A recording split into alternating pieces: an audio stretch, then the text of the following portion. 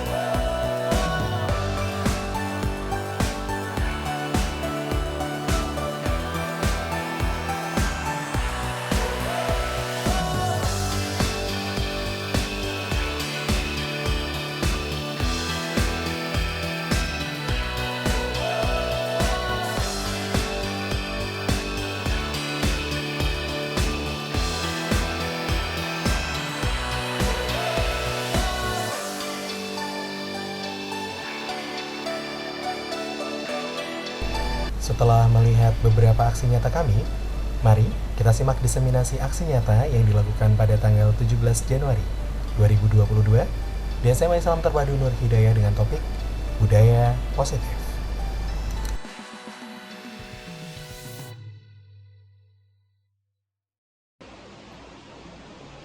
Assalamualaikum warahmatullahi wabarakatuh. Untuk mengakhiri ini kita tepuk tangan terlebih dahulu.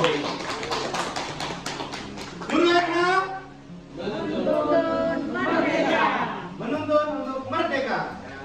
Menuntun untuk merdeka. Agar masih teringat di sini filosofi aja, ya. Guru Enhang menuntun untuk merdeka. Tepuk tangan dulu untuk kita semuanya. Alhamdulillahirobbilalamin. Asyhadu an la ilaha illallah wa asyhadu anna Muhammadan rasulullah. Allahumma shalli ala Muhammad wa ala Muhammad kama shallaita ala Ibrahim wa ala Ibrahim fil alamin innaka Hamidum Majid. Alhamdulillah, saudara, kita sampai di part kedua. Yang paling penting adalah budaya positif. Sebelum kita mulai, mari kita bermain games terlebih dahulu. Pak Atok berpasangan dengan Pak Budi. Nah, nanti Pak Yoga dengan Pak Putra. Dan Bu Alif dengan Bu Karsini. Bu Irul dengan Bu Fitri. Pak Sutri dengan Ananda yang saya undang ke sini sebagai perwakilan siswa. Silakan. Oke, silakan berhadapan. Saya akan meniru Ustaz Budi Lenggono. Bayangkan, salah satu dulu ya. Salah satu kan bergantian. Salah satu. Bayangkan ada tangan kanan menggenggam erat berisi sesuatu yang sangat penting untuk Anda. Sangat penting untuk Anda. Tugas lawan Anda adalah cobalah lakukan rayuan, bujukan atau ancaman agar ini diserahkan kepada Anda. Tapi tidak boleh kontak fisik. Oke ya? Bisa dipahami instruksinya? Tangan kanan menggenggam salah satu. Kemudian tugas lawan bicara Anda adalah melakukan ya, boleh bujukan, rayuan, ancaman boleh, agar yang paling penting ini diserahkan padamu. Nanti bergantian. Monggo salah satu dulu, silakan. Siapa dulu yang mau bermain? Monggo.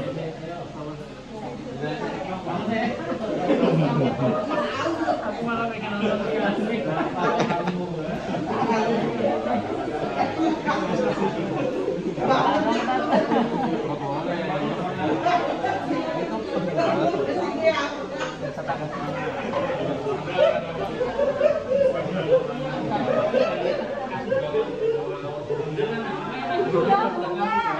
Diberikan pesan.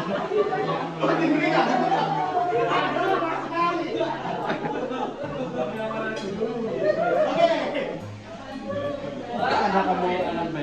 Oke, sekarang silakan. Kalau tidak nyampe, akhirnya tetap tidak dikasihkan. Anda belum selesai ngerayu, waktunya udah habis. Bergantian. 1 menit dari sekarang.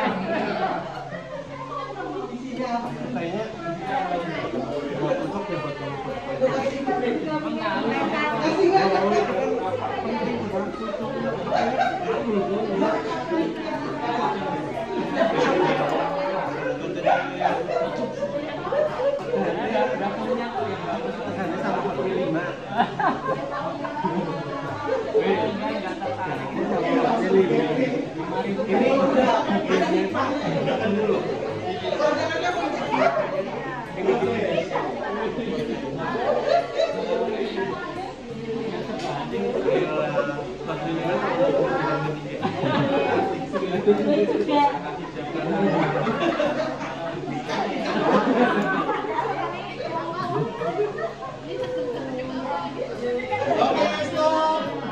Rayuannya terlalu lama. Oke. Sekarang silakan berbalik. Saya mau tanya Pak yang paling seru di sini. Hanya dalam beberapa detik diserahkan. Yang penting apa Pak tadi Pak? Yang penting apa itu? Yang benar. Ya dia tidak kasih tahu. Artinya saya agak semakin penasaran kan. Memiliki ya. Saya kasih rayuan dan Ternyata dikasih. Jadi terduga. Bapak ngasih Pak?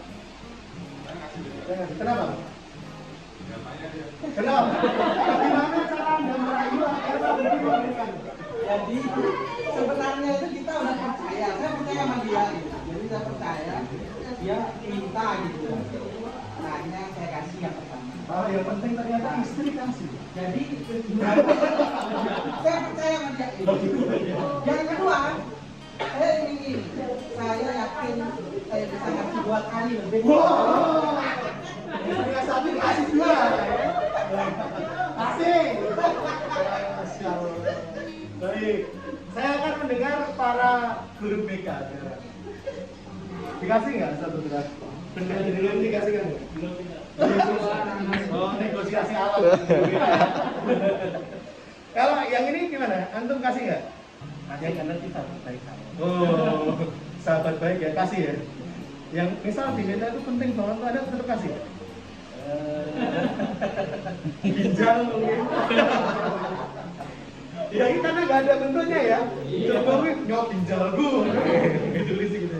Tapi kayak Pak Budi tadi tetap ini ya dikasihkan. Karena ditawari kan jalan pakai peng video nih 2 ginjal kan gitu. Oke. Kalau Pak Sutri gimana Pak Sutri? Ini tadi saya diminta, terus dia mau nawarin saya itu uang. Wah. Saya minta uangnya mana dulu. Tapi dia enggak Pragmatis ya. tapi dia hanya cuma ngomong aja. Oh, gitu. Pokoknya alasan gitu. Oh, gitu. Nah, akhirnya kan daripada nggak pasti, dia sudah nggak ada kasih. Kamu kasihkan nggak Mas? Nggak juga. Padahal saya tak tawari banyak banget loh. Kurang menarik ya namanya. Menarik juga. Menarik juga. Nggak mau juga ya. Kalau dari ibu-ibu bagaimana? Alat. Ini tadi ditawar-menawar kita hentikan. Ini yang lambi. Sama-sama kekeh. Sama-sama keke ya. Nggak mau diserahkan. Abot ya. Karena privasi, Mas. Oh, terakhir. Dari Ustaz ini dari sekali. Sama-sama alat ya. Oh, pendiriannya apa? Emang ini kok nggak ngaku gitu. Oh, iya. Mau ngaku ya kamu. kayak nonton film kembali aktif gitu. Oke, baik, tepuk tangan dulu kita semua. Istimewa ya, keren banget ya. Sehingga rekan-rekan semua, ini kita nggak tahu apa yang penting, tapi yang lucu memang pimpinan sekolah ini sangat percaya. Ya, kasih 1 ginjal, kasih 2 ginjal. Saking percayanya. Kalau Pak Yoga nanti dasarnya adalah sahabat. Nah, ini yang terjadi di mama tidak akan seperti ini. Gak akan terjadi seperti itu. Itulah bedanya. Oh, bapak-bapak wis kita konsol. Percaya. Nah, mama tidak bisa. Ternyata ibu-ibu kita nggak pose, pase, pinose. Harus diperhitungkan ya. Harus diperhitungkan dulu. Iya, kenyang sih. Nah, inilah yang kita sebut nantinya di sini stimulus respon dan kontrol. Nah, kita akan bahas diapositif pada 5 kajian. Yang kita lakukan adalah permainan stimulus respon dan kontrol. Artinya ada satu ilusi yang sedang melanda kita ini. Apa ilusinya? Satu, guru mengontrol murid. Walaupun ini di luar keadaan hipnosis ya. Di luar keadaan hipnosis. Bahkan di keadaan hipnosis pun kita tidak bisa mengontrol suara. Kita hanya bisa memberikan sugesti. Sebenarnya yang Anda pegang tadi itu adalah sesuatu yang berharga. Diserahkan nanti, jadi terserah Anda, betul atau salah? Jika Anda menyerahkan, artinya Anda percaya dan memberikan kontrol itu. Jika Anda tidak menyerahkan, ya tidak ada masalah. Karena mungkin belum pas ya. Tawaranmu kurang meyakinkan. Duitnya ngene kok sih, ya ini. Ini jawabnya positif atau? Mana aku cilur apa ya? Enggak sih tingkas lah. Jadi ketika kontrol belum diberikan, ya nggak bisa. Maka itulah kenapa kadang dalam pembelajaran ada anak yang bisa masuk sama kita, join, ada yang tidak, karena kita belum dapat kontrol. Begitu juga dalam konseling. Kalau anak ini belum bisa kita kontrol, dia belum menyerahkan kontrolnya kepada kita. Maka kita nggak bisa apa, karena sekali lagi guru tidak mengontrol murid. Ini hanya ilusi saja guru mengontrol murid. Pada dasarnya kita tidak dapat memaksa murid untuk berbuat sesuatu jika dia tidak mau. Itu kata kunci. Jenengan mau ngasih treatment sesolih apapun. Pernah ya saja. Kita ngasih treatment terus. Ya wis subuh ya wis ditangeke, wis dikai tausiah, ya. Habis itu dikasih apa? Mutabaah. Nek dia emang nggak mau, benar-benar nggak mau. Tetap itu nggak akan bisa. Karena teori kontrol ini. Yang kedua, semua penguatan positif pasti efektif dan bermanfaat. Ini hanya ilusi. Tidak semua penguatan positif ternyata efektif. Penguatan positif atau bujukan, tadi kan ya ada yang dibujuk tuh, wes to, nolai to, menangkuleh HP loh, gitu ya kita ya. Ternyata ya tidak juga gitu. Mungkin hanya terpengaruh beberapa saat. Setelah sadar belum, kok pakai ya. Kemudian kritik dan membuat orang merasa bersalah dapat mematahkan karakter, itu juga ilusi. Kebalikannya, kritik ternyata kritik dan rasa bersalah untuk mengontrol murid menuju pada identitas gagal. Dia sering dikritik, artinya kita sedang menunjukkan dia, mengarahkan dia kepada identitas bahwa dia gagal. Kritik yang langsung jebret itu kadang-kadang MJJ, mak, jelek-jelek, betul nggak mas? Langsung. Saya undang karena beliau tahu gitu, mereka tahu ini validasinya gitu. Ustaz ada. Kemarin saat teori pas yang dilakukan siapa yang kemarin? Ustaz Isan gitu. Saat di Pintar gitu. Nanti kita sebut sebagai teori stimulus respon. Bukan teori kontrol. Teori stimulus dan respon misalnya mengenai faktor gitu ya. Dia faktor. Atau pilihannya Winston Watson dan lain sebagainya. Dari behavioristik, dari stimulus and response, menganggap realitas atau kebutuhan kita itu sama. Jenengan saya itu kebutuhan sama.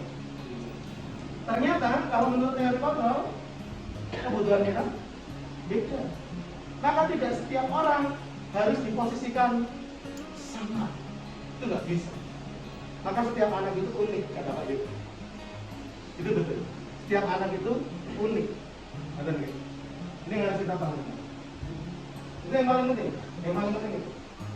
Nah, dalam teori behavioristik atau stimulus respon, perilaku buruk dilihat sebagai satu kesalahan. Benar. Mau ngudut, anak kita ngudut itu salah, betul ya? Oke, itu betul ya? Kalau betul karena teorinya seperti ini. Kalau dari kontrol gimana? Di sini, semua perilaku memiliki tujuan. Dia merokok karena, nah itu loh, yang harus kita gali. Jadi kalau kita ngerokok ini salah, rampung. Itu ada teorinya, namanya stimulus dan respon.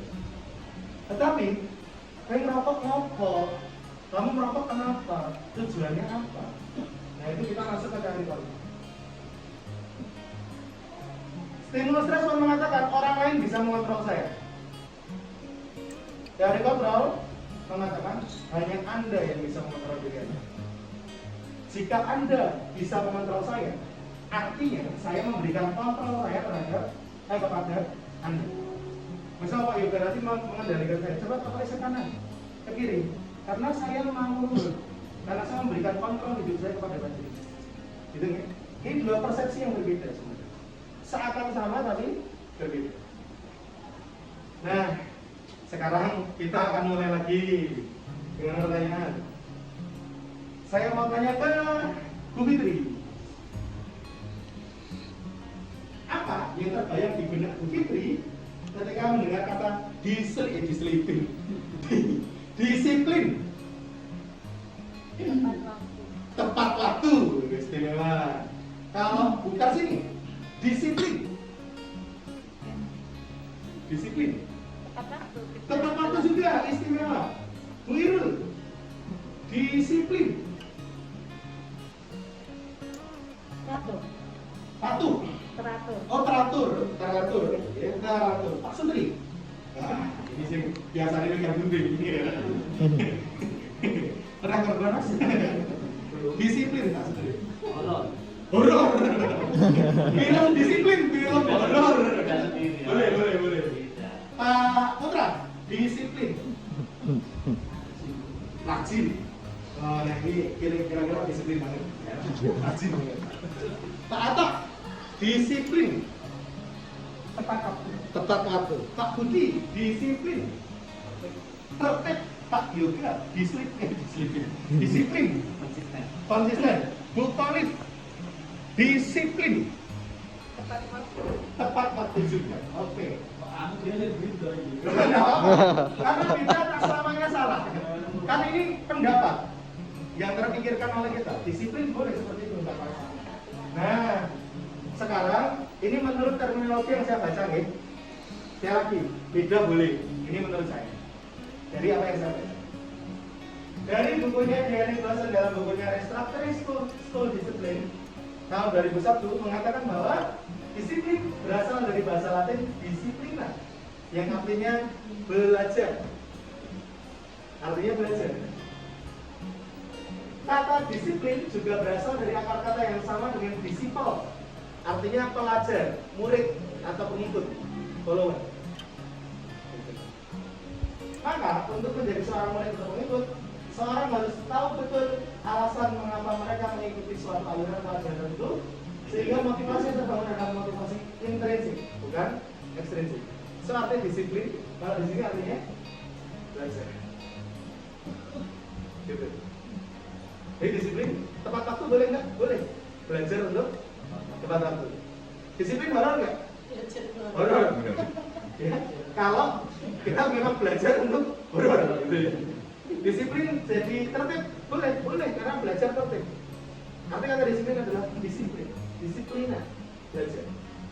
Maka sebenarnya katakan aja, di mana ada kemerdekaan, di situ harus ada disiplin yang kuat. Sungguh pun disiplin itu bersifat self-disiplin, yaitu diri kita sendiri. So yang harus tertib itu yang bisa menertibkan kita siapa sebetulnya? Diri sendiri. Saya bisa membuat kita horor sendiri. Diri sendiri. Yang membuat kita horor ataupun yang membuat kita charming ya diri kita sendiri. Yang bisa membuat kita tepat waktu sendiri. Diri sendiri. Karena disiplin artinya kita belajar yang harus termotivasi dari prinsip dari diri kita sendiri. Maka kita akan mempelajari sebenarnya motivasi ini menurut saya. Untuk disiplin, motivasinya apa nih? Untuk disiplin, motivasi kita apa nih? Satu, biasanya untuk disiplin, untuk belajar, biasanya kita termotivasi untuk melakukan hal itu untuk menghindari ketidaknyamanan atau hubungan.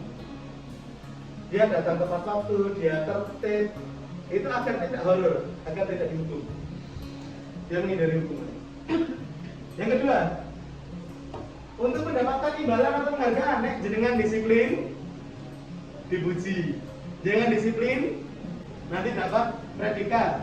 Jenengan disiplin, maka dapat penghargaan. Atau yang ketiga, untuk menjadi orang-orang yang mereka inginkan, untuk menjadi orang yang mereka inginkan, dan menghargai diri sendiri dengan nilai yang mereka percaya. Saya disiplin karena kalau saya nggak disiplin itu bukan gue banget. Kalau nggak disiplin, it's not me. Sekarang kita akan tanya kepada kedua adik kita yang kita lihat. Mas Rihan dulu, Mas Hansoka, nih. Mas Rihan Hansoka, kenapa disiplin? Misal datang tepat waktu itu alasannya apa?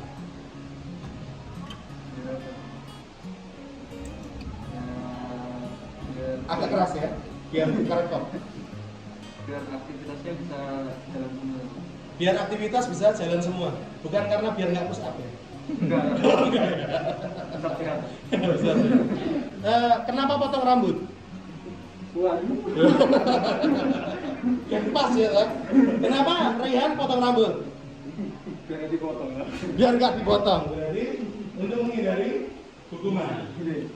Mas Hussein, kenapa kamu mematuhi tatib? Karena kalau tidak mematuhi tatib pasti ada konsekuensi. Ada konsekuensi. Jadi untuk menghindari hukuman. Dulu adik kita menyatakan disiplin yang kita bangun kegiatan sekolah ini pada taraf untuk menghindari hukuman dan ketidaknyamanan. Tapi menurut panjenengan dari ketiga jenis motivasi tadi, motivasi mana yang saat ini paling banyak mendasari ini? Apakah jawabannya sama dengan adik-adik kita? Atau kita yakin ternyata enggak kok? Yang ketiga sebenarnya. Masih yang pertama. Ya.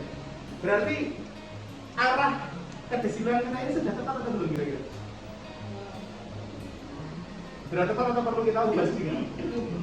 Perlu kita ubah. Agar motivasinya tidak lagi ke arah hukuman, tetapi menjadi lifestyle, bahasanya anak-anak gitu ya. Lifestyle.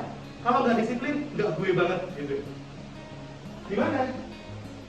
Maka yang harus kita lakukan pertama, nah ini untuk para koordinator lokal, termasuk saya, dan untuk para pembina.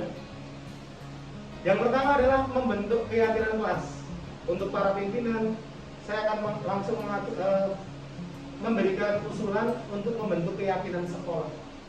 Sebenarnya sudah ada tuh yang diucapkan Ustaz Kukuh di Bali. Ikrar siswa SMA IT Nur Hidayat. Itu sebenarnya keyakinan, tetapi yang kita ucapkan berulang kali itu mungkin belum terinternalisasi. Kenapa keyakinan itu? Kita harus mengulas dulu, kenapa keyakinan, apa memang hukuman kenapa, dan penghargaan kenapa. Saya akan tanya dulu ke Pak Yuda. Pak Yuda, menurut panjenengan, apakah setiap penghargaan itu baik? Tidak. Ada yang tidak baik menurut Pak Yuda?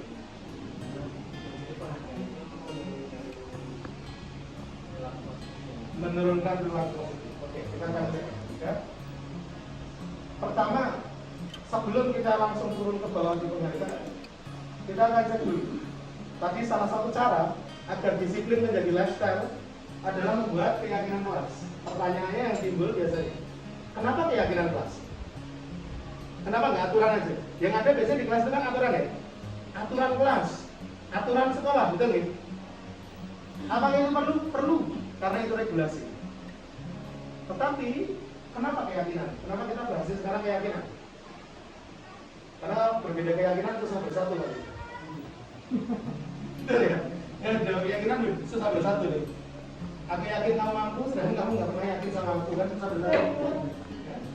Kenapa? Kenapa keyakinan? Karena menurut dosen 98, satu keyakinan akan lebih motivasi seseorang. Dia yakinnya apa nih? Contoh, dulu masih ada pengertian dan keyakinan bahwa sekolah swasta tidak lebih baik dari sekolah negeri. Kita ini sedang memerangi ini, mengubah paradigma itu, bahwa sekolah swasta bisa lebih baik daripada sekolah negeri. Itu paradigma yang keyakinan yang mau kita tanamkan. Nah, keyakinan seperti apa ya Pak? Jenengan ingin tanamkan. Maka untuk para wali kelas, saya mengusulkan para koordinator nantinya bersama dengan wali kelas di bawahnya membentuk keyakinan kelas. Agar apa? Agar BK tidak terlalu berat kerjanya. Agar BK tidak terlalu berat. Bagaimana pembentukannya? Keyakinan itu abstrak bukan? Satu kalimat padat yang bisa dimaknai apapun. Tetapi dia yakin bahwa dia harus seperti itu. Contoh, ganteng itu keyakinan. Kita akan buktikan itu keyakinan atau bukan. Menurut Ustadz apa? Ustadz apa yakin nggak? Iya ganteng. Yakin saya. Yakin. Karena udah laku. Dari mana? Istimewa. Menurut Ustadz Dahirul, waktu dilema makin jawab ini. Ustadz Dahyuka ganteng. Enggak, kalau laki-laki. Wih, jawabannya bagus. Maka keyakinan itu sifatnya adalah dia diyakini oleh mereka. Maka keyakinan akan menjadi kebenaran, kebenaran populatif. Ketika dia diyakini bersama dan tidak ada paksaan. Jangan maksa Pak Atok ngomong gitu kan? Ngomong Pak ya. Nah, itulah keyakinan. Dia akan lebih terinternalisasi. Kemudian keyakinan kelas itu berupa pernyataan universal, sifat, jeren. Pernyataan kelas dibentuk dalam kalimat positif, nggak boleh negatif. Malas, jangan, itu nggak boleh. Dalam pernyataan positif. Contoh, jangan terlambat diganti dengan tepat waktu. Tidak boleh bolos diganti dengan rajin. Keyakinan kelas tidak terlalu banyak kata sehingga mudah diingat. Keyakinan kelas dapat diterapkan. Jadi bukan impian atau angan-angan. Contohnya gimana? Nah ini. Contohnya keyakinan kelas 7 ya. Ini ada 3. Hormat. Kami yakin bahwa sangat penting untuk menghormati semua orang dan barang milik orang. Maka nanti kalau keluar dari lab biasanya anak-anak kelas 7 ini akan membawa bekas minuman.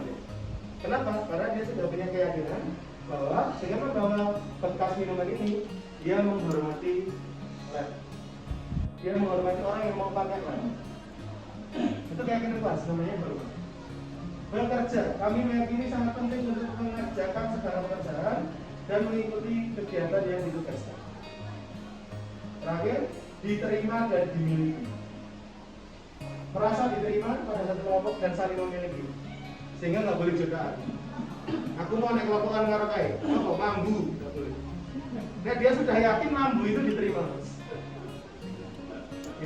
Jadi aku mau naik ngarekai, ngopo? Kayak julid itu nggak boleh. Nggak boleh. Kalau itu sudah keyakinan, maka kita harus terima. Ngerti ya? Contoh, ya kita coba buat keyakinan kelas kita. Keyakinan kita, misal ini adalah kelas. Kita mau buat keyakinan kelas. Keyakinan pertama yang akan kita bangun apa kira-kira? Sebagai guru di kelas guru ini. Tadi yang pertama, yel-yel kita sepakati untuk menuntut. Kita sepakati untuk menuntut. Kita yakin bahwa guru ini tugasnya hanya menuntut. Sepakati. Yang kedua, keyakinan kelas kita apa lagi? Merdeka. Berarti selama jadi guru, kita harus memerdekakan sepakat itu. Kita yakin harus jadi guru yang memerdekakan. Gak boleh lagi menjajah ya. Memaksa harus guru karena kurang pola. Gak bisa ya. Harus seperti itu. Itu contoh keyakinan bisa dibentuk dalam bentuk jargon-jargon besar. Yang kedua, Yuk. Apa bedanya? Kan gitu kan? Ustaz, susahnya bedanya sanksi hukuman sama restitusi. Apa sih hukuman? Hukuman itu sesuatu yang menyakitkan harus terjadi. Hukuman itu apa tadi? Sesuatu yang menyakitkan harus terjadi. Misal terlambat sekolah, hukumannya apa contohnya? Bisa Lari. 5.000 kali. Lari 100 putaran. Hukuman. Nek sanksi sesuatu yang harus terjadi. Nek kamu terlambat, maka sanksinya tidak boleh ke barisan, harus terjadi. Tapi dia tidak menyakitkan. Karena dibariskan itu buat yang lain. Itu namanya sanksi. Kalau restitusi itu pilihan, seperti yang dilakukan Pak Junaidi. Dia terlambat, maunya gimana? Itu keren itu. Belum tahu teori restitusi, langsung praktek restitusi. Hebat itu. Dan ini juga kalau tim BK saya yakin sudah tahu gitu. Tapi tim kedisiplinan mungkin sudah dapat bocorannya kali. Kemarin pas terlambat, ditawari. Ini terlambat ya, nggak apa-apa. Saya tahu mungkin ya ada yang nggak bisa mandi, mungkin ada yang bensinnya habis. Ya saya maklum, saya wajar. Sekarang pengennya apa? Ini bentuk bertanggung jawabannya maunya gitu. Itu hebat sekali. Keren itu. Ya, tidak terpancing. Gitu kan? Itu restitusi. Merupakan pilihan. Kemudian biasanya kata-katanya. Coba deh Pak Yoga mempraktekkan sekarang. Coba Pak Iqbal di-shoot ke Pak Yoga nih. Misal Pak Yoga memberikan hukuman. Nah, ini kata-katanya Pak Yoga. Pak Yoga praktekkan bagaimana Pak memberikan hukuman. Ini kata-katanya ini. Peraturannya adalah kamu tidak boleh membawa HP. Jadi kamu harus Kasih tepuk tangan dulu untuk Pak Yoga. saya. Yang ikhlas dong. Kurang kurang ekspresif. Kurang gen. Sing ekspresif Pak Budi. Coba Pak Budi, misal kalau menghukum bagaimana Pak Budi?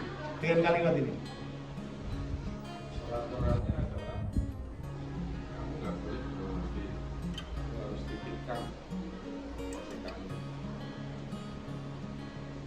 Kamu harus titipkan. Dia ekspresinya tadi kalau di video.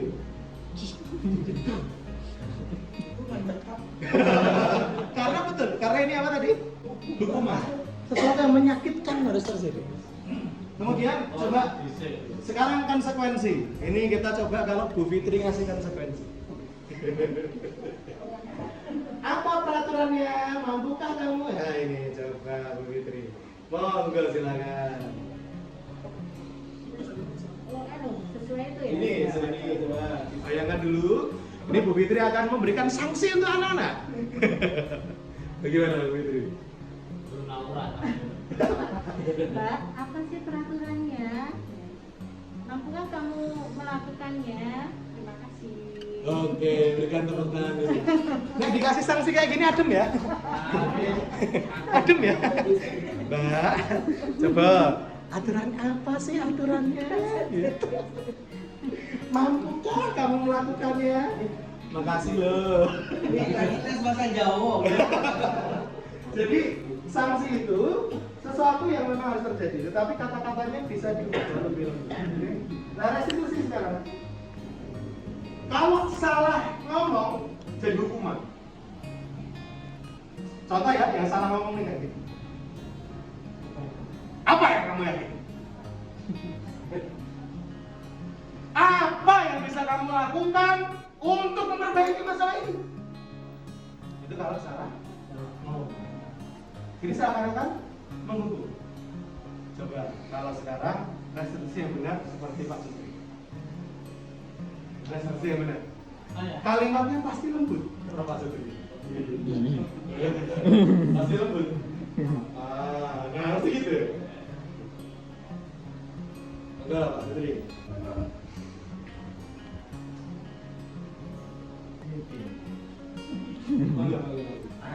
Yang lembut.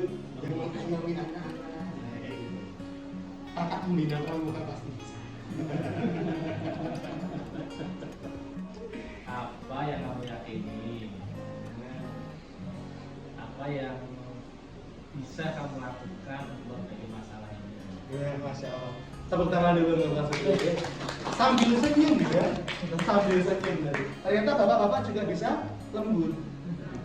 Coba Mas Husen, ditanyain kayak tadi Mas Husen.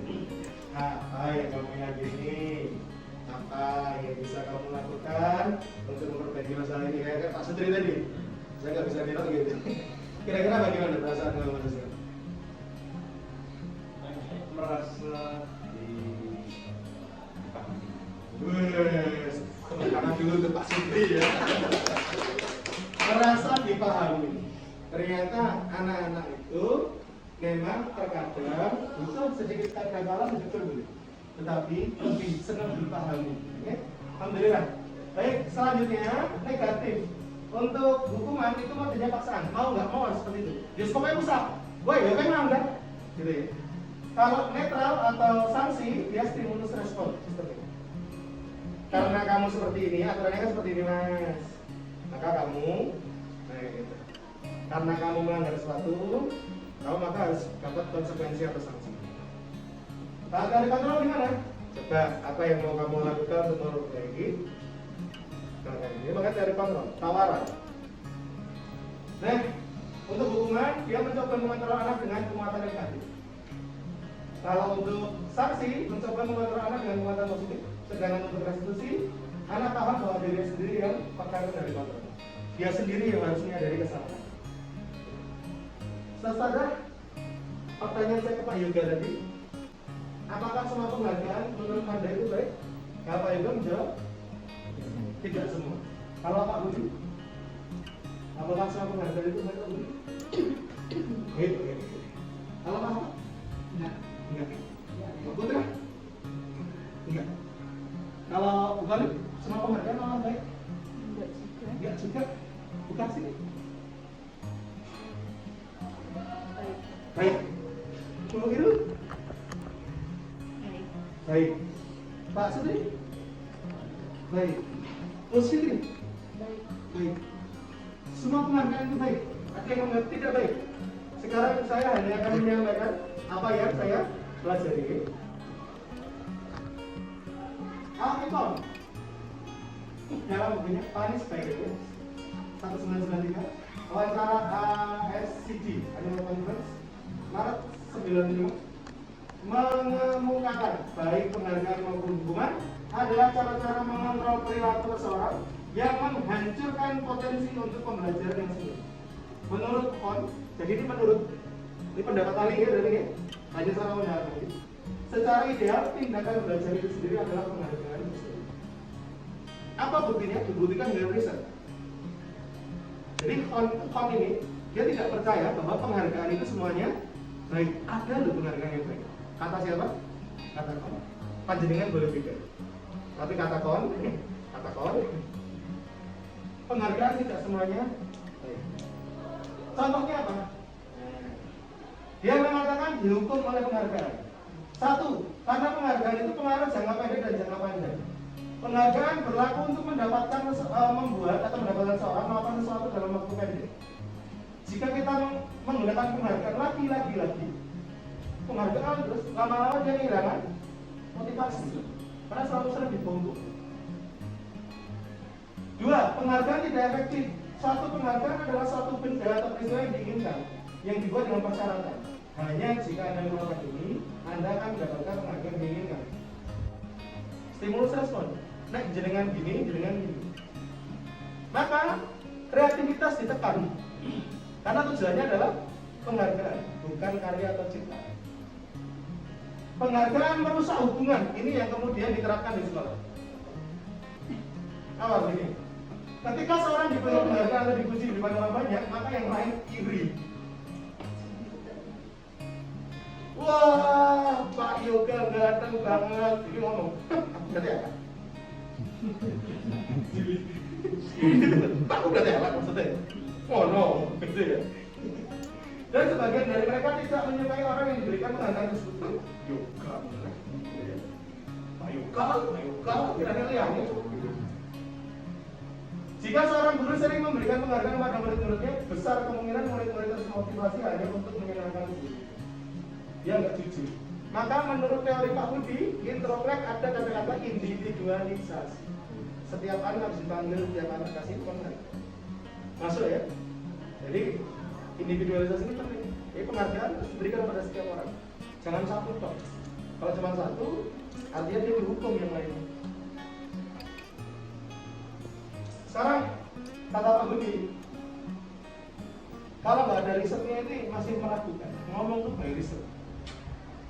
Sekarang dari KON mengadakan 2 kali riset.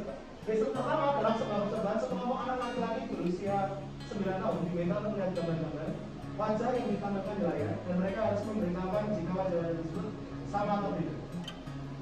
Gambarnya hampir sama, dari beberapa dari mereka diberi penghargaan dalam bentuk uang pada saat mereka memberikan jabatan. Sementara sebagai anak laki-laki yang dibayar membuat lebih banyak kesalahan.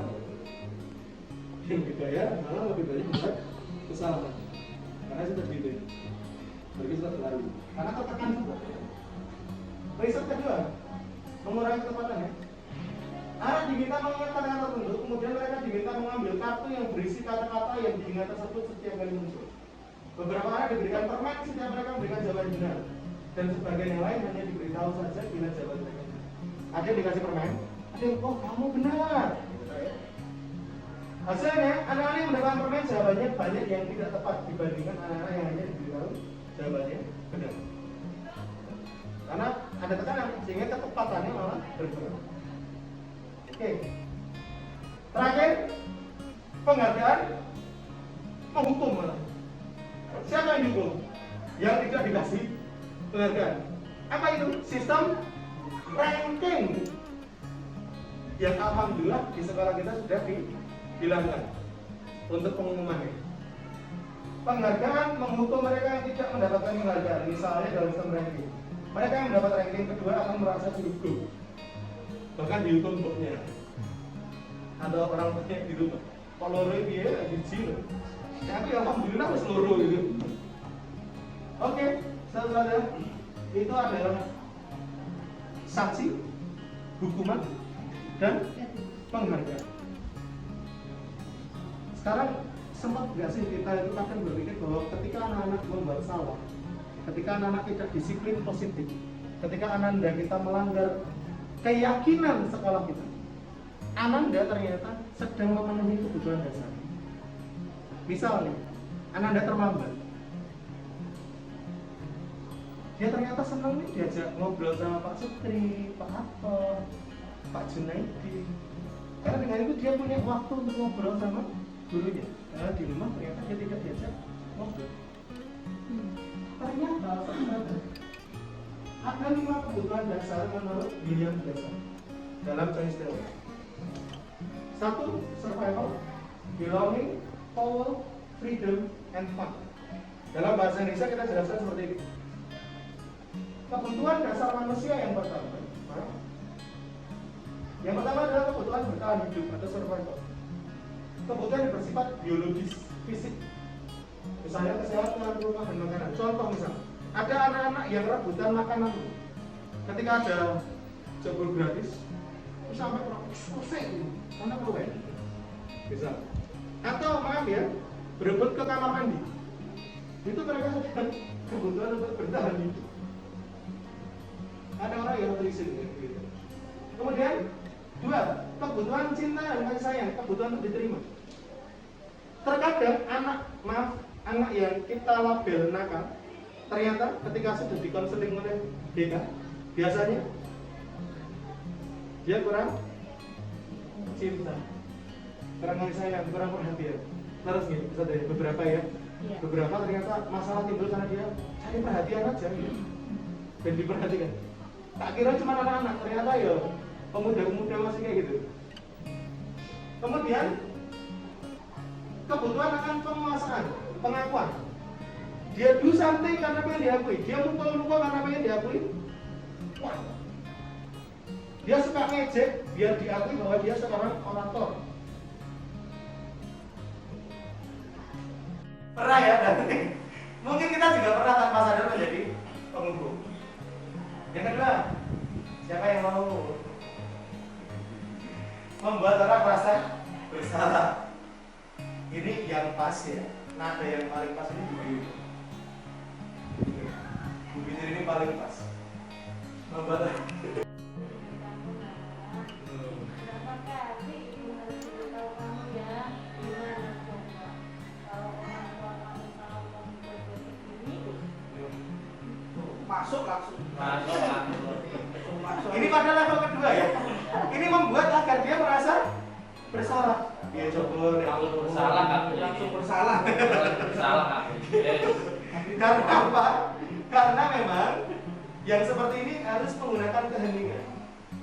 Suaranya harus lebih lembut, gitu ya. Ibu sangat kecewa dengan kopi ya Bu. Susah. Ingat yang kita langgar, ingat ya, Ibu Bapak sekalian, mohon kita ingat kembali, bukan apa yang kamu langgar, bukan kesalahan apa yang kamu perbuat, bukan. Tapi keyakinan apa yang tidak kita lakukan, keyakinan apa yang sudah kita langgar, bukan kesalahan kamu apa nih, keyakinan apa yang sudah kita langgar, kebutuhan apa yang dia tidak penuhi, kebutuhan apa yang dia inginkan, kebutuhan apa yang akhirnya tidak terpenuhi oleh dia. Itu yang di sini. Jadi validasi tindakan yang salah bukan mencari kesalahan. Maka ada kata-katanya, Bapak tidak akan mencari tahu siapa yang salah. Bapak cuma pengen tahu kenapa kamu melakukan. Itu memvalidasi tindakan yang salah. Kemudian menanyakan keyakinan. Yang benar gimana sih menurut kamu? Nah setelah itu baru proses restitusi. Apa yang mau kita lakukan? Ya, gitu ya. Jadi segitiga restitusi yang pertama adalah menstabilkan identitas. Menstabilkan identitas, stabilkan dulu emosinya. Yang kedua, memvalidasi tindakan yang salah. Keyakinan apa yang dia langgar? Dan yang terakhir adalah menanyakan keyakinan atau apa sih keyakinan dia? Beliefnya. Itulah segitiga restitusi. Nah, gimana praktiknya? Nah, nanti akan saya share. Khususan untuk BK. Oke? Khususan untuk BK nanti kita akan share. Ada 2 kasus restitusi. 2 kasus restitusi. Satu tentang anak yang tidak pernah masuk ketika pandemi. Yang satu anak yang berhubungan dengan lawan jenis. Nanti kita akan coba share bagaimana restitusinya. Dan bahkan dia mengakui sampai apa? Gitu. Tanpa harus di tenanan lo, akrek lo, gitu. Enggak, ternyata dia ngomong sendiri di situ. Gitu ya. Nah, saudara, salam dan bahagia. Terima kasih. 45 menit kita sudah bersama. Pas 47 menit. Nuhun sewu. Terima kasih sekali sudah mau membagi waktunya dengan kami. Semoga hal ini membagikan dan mendapatkan kebaikan dari panjenengan semua. Sampai jumpa lagi di episode-episode mendatang. Untuk fase tanya jawab nanti bisa kita lakukan diskusi langsung face to face saja karena sudah asar gitu ya, karena waktu yang terbatas. Oke, Guru NH menuntun untuk merdeka. Guru NH menuntun merdeka. Oke. Semoga keyakinan kelas ini masih tetap bisa dibangun untuk kedepannya.